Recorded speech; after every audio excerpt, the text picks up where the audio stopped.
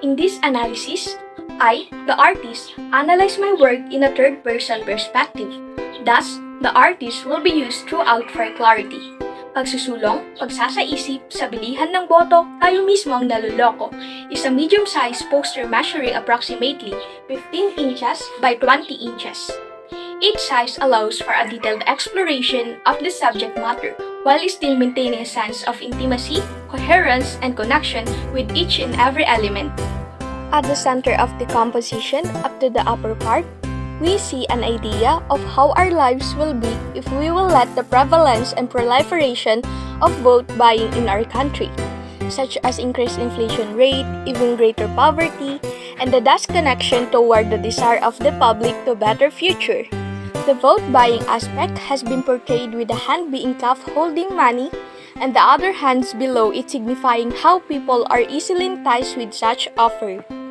The general public, on the other hand, appear and represented by a person with a red neckerchief that symbolizes every registered voter's Filipino, to which its body language suggests a mixture of resignation and hope.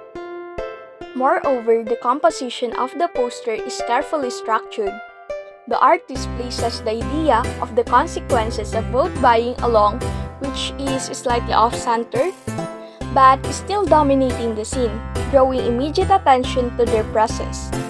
The arrangement of the voters relying on the dirty money below, the central concept creates a linear pattern, emphasizing their dependency on the vote-buying actions, and dominant gavel figure expresses the idea of breaking this cycle through self-awareness. This compositional choice underscores the theme of vote buying and highlights the power dynamic at play along with the very concept of cause and effect. In terms of clothing shapes created, the general public are clothed and depicted as the person wearing neckerchief.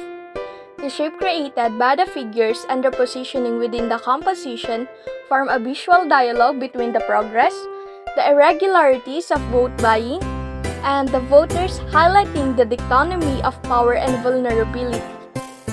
The background of the main subject reveals scenes of innovation, poverty, increased inflation, and money value, alongside with the context of industrialization. These elements serve as a backdrop that further emphasizes the political context of the pervasive influence of money in elections. The artist strategically includes symbols associated with corruption and manipulation, creating a disconcerting atmosphere. Furthermore, the artist employs an echo of forms through repeated lines and shape throughout the poster. The rays of the sun, the placement of the star, and the scattering of flag colors echo patriotism, which create a visual harmony and reinforcing the sense of enlightenment between innovation and the every voters who enjoy such act. This repetition of forms adds to the overall impact of the artwork, underscoring its thematic coherence. In regards to the pictorial space of the poster, the artist doesn't employ a 3D illusion but rather plays with dissemination of colors, in taking into consideration the harmony of each color.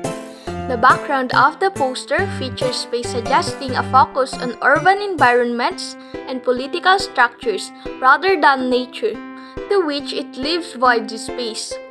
Moreover, the artist's use of both curvilinear and rectilinear forms add complexity to the composition.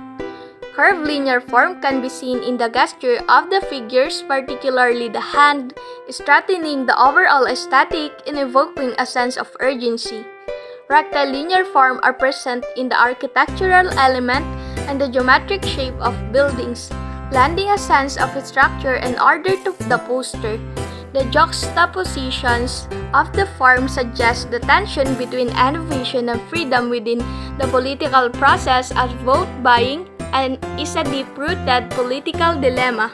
Colors play a significant role in the artwork, to where the artists employ contrast to highlight the central figure, with the warm colors of the hand and muted color on the consequences. This contrast further accentuates the power dynamic between the two concepts. The use of color group helps to create visual cohesion, with warm tones dominating the foreground and cooler, saturated color in the background, reinforcing the emotional and thematic contrast within the poster. Lighting is carefully considered as well. The main source of light appears to come from the center, casting shadow that adds depth and volume to the figure and object. The lighting also creates a dramatic atmosphere, suggesting the weight and significance of the political choices being made and consequences it is intertwined to. In terms of tone, the artists employ a range of light and dark values to create contrast and depth. The use of darker tones in the foreground add weight and intensity to the central figure. The lighter tone in the background create a sense of distance and atmospheric perspective. Brush stroke in the poster is not present as the medium used were oil pastel. Thus, the thickness and presentation of the poster capture detail and texture of the element. The strokes were deliberate and controlled, conveying a sense of precision and mastery. Lastly, upon closer examination, one can identify patterns with the hats, neckerchief, and other elements of the figure's clothing. These repeated patterns and motifs symbolize conformity, uniformity, or even cyclic nature of political manipulation along with the common representation of Filipinos, as man in the salakot or in a neckerchief. Thank you for watching!